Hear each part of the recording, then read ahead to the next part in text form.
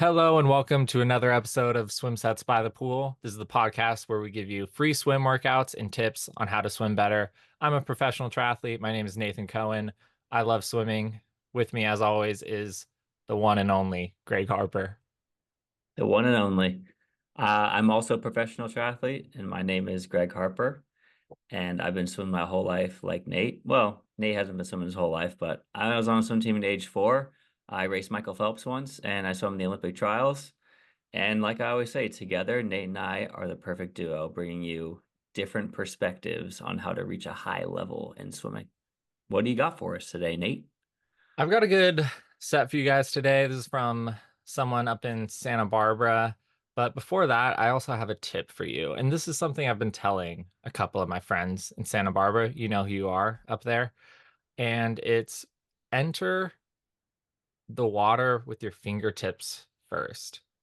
I'm not talking about like diving in the water, but while you're swimming, when your arm comes around, your fingertip should go in the water first. Not your elbow, not your wrist, not any other part of your arm, but fingertips first.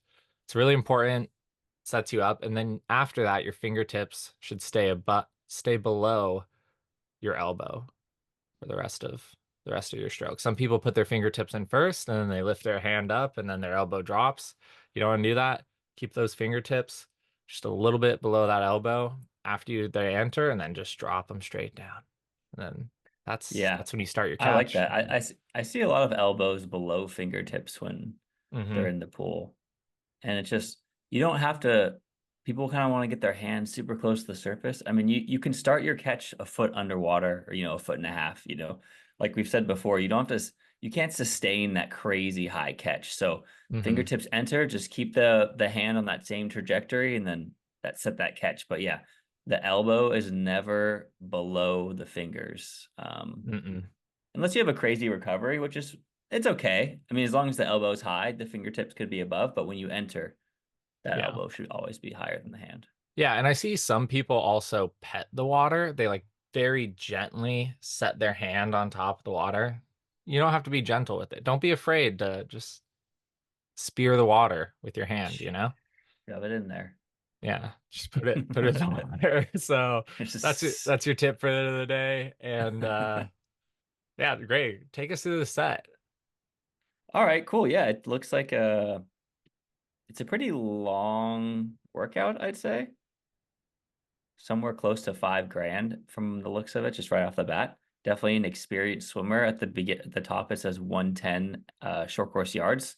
So that's kind of their base interval, or it's interval that is probably a little bit challenging, but not too much. So for context, maybe it's a 130 for you or a 150. So you kind of think of that kind of base type interval for yourself, and then you roll through. So yeah, I guess the first thing is just a 400 mix stroke or whatever 400 warm up and then 100 kick, and that's kind of like the first little section. So pretty standard warm up. I mean, Mhm. 500 with a little bit of kick, and you're not getting into anything too fast after. So yeah, just 500 move around. I think it's fine. I like mix. When people give them a choice, when you get to a race or something, you're on your own. Like you have to figure out what you want to do in that 5 to 10 minutes to warm up. So you always can't have someone coaching you and telling you, oh, we're going to do 850s at that. Like sometimes you're in the open water, like 400 mix, get yourself loose, get yourself ready. Mhm. Yeah, that's a chill warm up and mix, throwing some backstroke, throwing some breaststroke maybe, if you're feeling crazy towards the end of it, do like a 25 butterfly, just Yeah. try it. You can always do some And build up and stuff too. yeah, and also the warm up, it's just one of those things where you're trying to get your whole body to kind of loosen up and feel good and activated and that kind of stuff. You don't want to put too much like pressure on like, oh, I gotta swim fast right away when I warm up. Unless the pool's freezing cold, maybe you have to. Sometimes that's the only way. You jump in a cold pool and you just gotta swim fast. That's the worst. But yeah, just like ease into it. I mean, I usually start super slow. Like my first Yeah. couple hundreds are just like floating around, just chilling. Like I try and focus on my form a little, but I'm also just like trying to get long in my stroke and get like comfortable. And usually like I need to remind myself to get my hips up a little bit higher in the water because when I first jump in, I'm kind of like sinking a little and yeah, that kind of Yeah. stuff. Hey, the faster you are, the slower you warm up. Like Mm. relative. I've always kind of said that. I mean, the sprinters I used to swim with in college, how slow they would go on warm up would shock you. You'd be like, "Oh, this guy's not that fast at swimming." Like, no, actually he goes 18 flat and a 50. But he's warming up and he's going 145 and 100 or whatever the pace is. No one fast looks at the clock. I've seen people kind of talk about, oh, what's your warm up pace? Like, I'll just throw in a little hot take. If you know what your warm up pace is, like, stop. Like, let's just, there's no such thing as a warm up pace. You just warm up and then you get into the workout. So don't pay attention.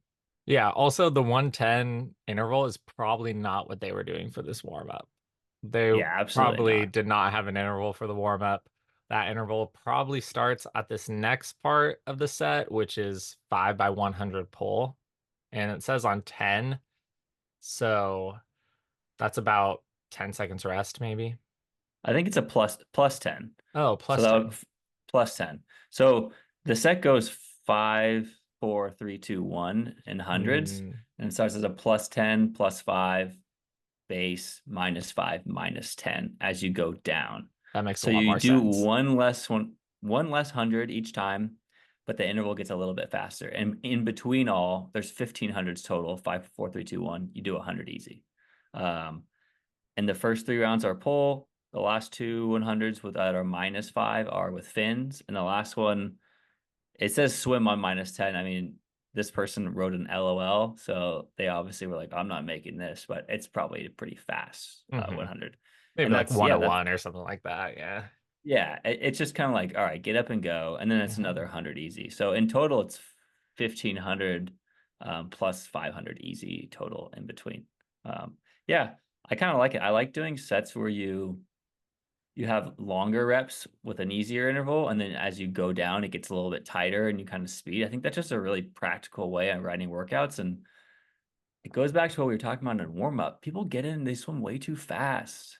Like I see Hmm. people with legs that's like, dude, you need to chill out. So when you write a set this way, it makes people kind of work into it so they're not, blowing their load in the first few Hmm. minutes. And yeah, and they're just yeah, you pace a workout correctly, which is really important to get the most out of it. Yeah, definitely. And I think that doing sets like this give you the speed that you need when you need it for races. Like I swam the mile and the 500 in college and the 4 a.m. a little bit. And I mostly do triathlons now, but I still do some open water swim races. And you really want that speed at the end because if you can like get away from people or like bridge that gap and get on someone's feet or that last little bit, that's where it really like kind of separates people because in the beginning everyone's fresh and everyone's fast, Hmm. you know? Like you can try and like take it out and get away from everyone right at the start. And I've tried that in like some open water swim races, but then people just end up like catching you, you know, because it's the beginning, you know, everyone's feeling good. But you doing these sets, I feel like gives you that speed when you need it kind of thing. Yeah. No, totally. And that's how races go. Like you try a little bit harder as it goes on and you kind of stay similar or maybe go a little bit faster and everyone else falls off. So if you can just stay, I mean, if you're going to do a set like this, or even a one that's way longer and it's a similar pattern, you might not really get any faster, but if you can maintain as the interval gets let, that's great because most people fall off. Hmm. So I think that's really a wise. And even if you train this way, we were faster at the end. You could probably still go faster at the beginning of a race too, and still back it up. Just you do sprints one day. It's all this puzzle pieces that you put together on race day. So this is a really really important one for sure.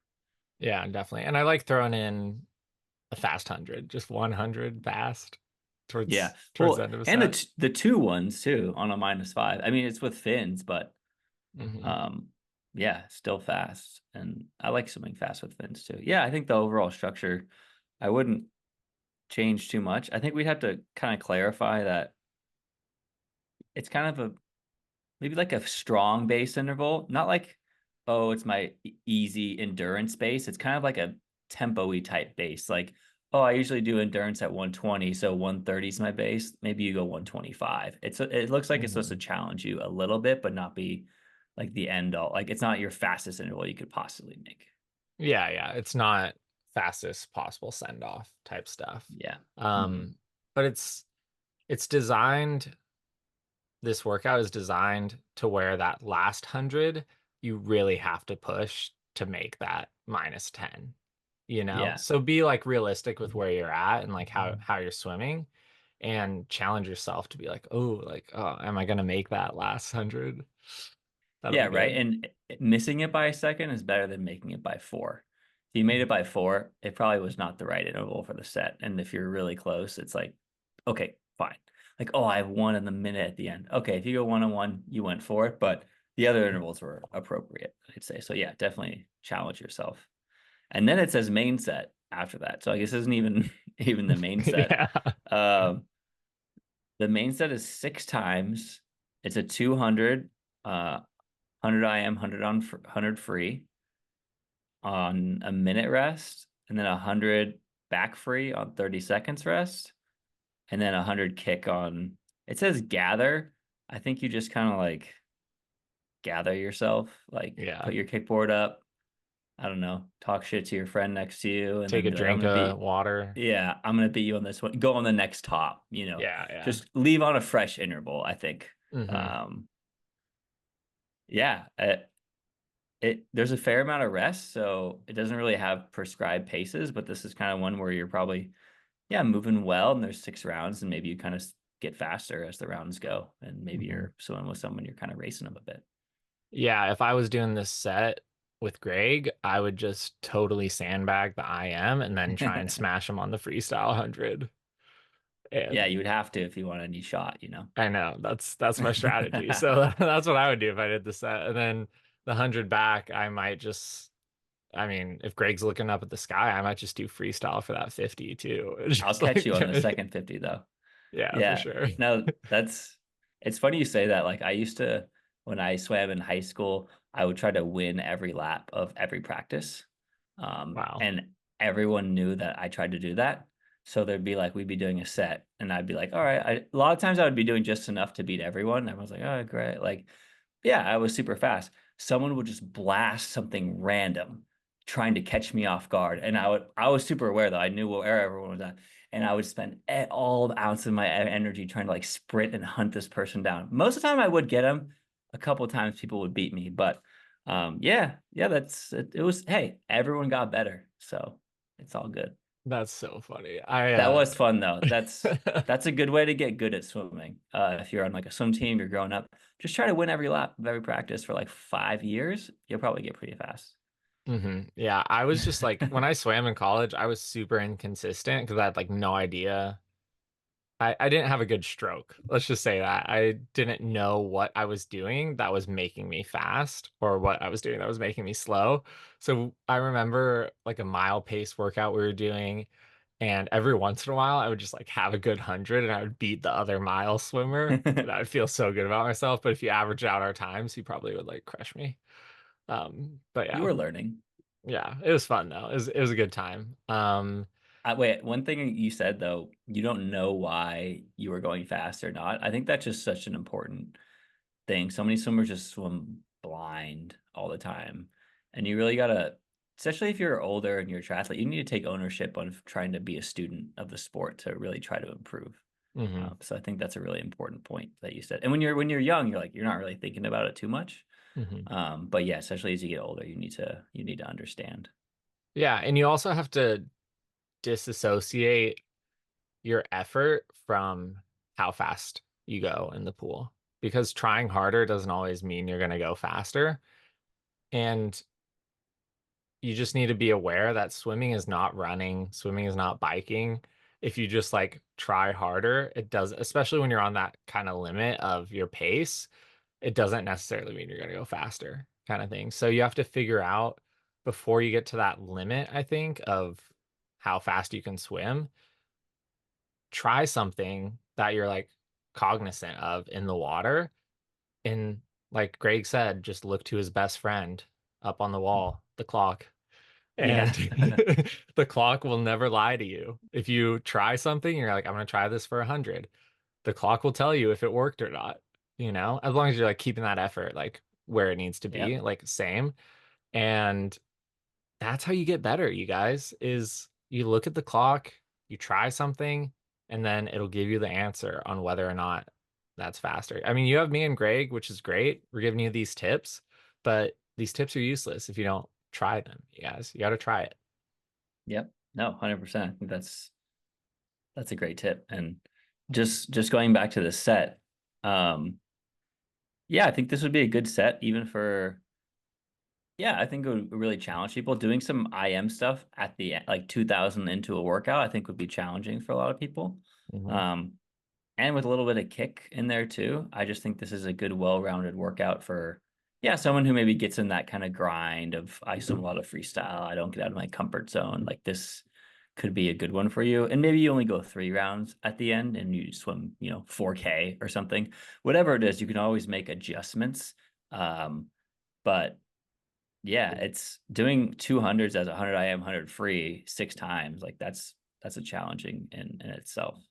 Yeah, and also I think one adjustment I will say for more beginner swimmers on this set is if you're struggling with doing stroke because you're like maybe you didn't grow up swimming and you don't know how to do every stroke like perfectly or like butterfly is super hard for you, even if it's just a 25, then just do 25s of the strokes with like 5 or 10 seconds rest. You don't have to string it all together because I mean, yeah, sometimes going from butterfly to backstroke is like pretty tough, and then your backstroke just ends up being like terrible. So just like do the butterfly, take a couple seconds if you're a beginner, take a breath, then do the backstroke, just break it up by 25s. And I think pretty much anyone could get through the set like that. I think that's a really good point. I was right when you started saying that, I was like, oh, I hope he says by 25. And yeah, Hmm. you did. And I mean, you still if you're gassed after 25 fly, which is okay. I mean, our goal is not to be able to do it, but that's hard to do to accomplish that. Yeah, just take a sec, reset, and then go. It's not like running or cycling, swimming. It's just different. You can recover in 10 seconds a crazy amount. If you sprint a mile or a quarter on a track, or you do one lap on the track as fast as you can, or you do a minute as fast as you can on the bike, you can't recover in 10 seconds. That doesn't do anything. But somehow in the pool, for some reason, I still don't really know, you're going horizontal to vertical. For some reason, you can just recover way faster. And then maybe there's this muscle damage or whatever it may be. So don't the power of 5 seconds rest between a set or in something like this is big and to help you reset the stroke. And I always say practice good technique, do shorter intervals with short rests if you need to, and that's perfectly okay. Hmm. And then you should be able to recover on like the 100 where it's like 50 back, 50 or 50 free. And then the 100 kick is kind of just like social, just kick Yeah. And easy there's good, probably. good, good rest in between too. Hmm.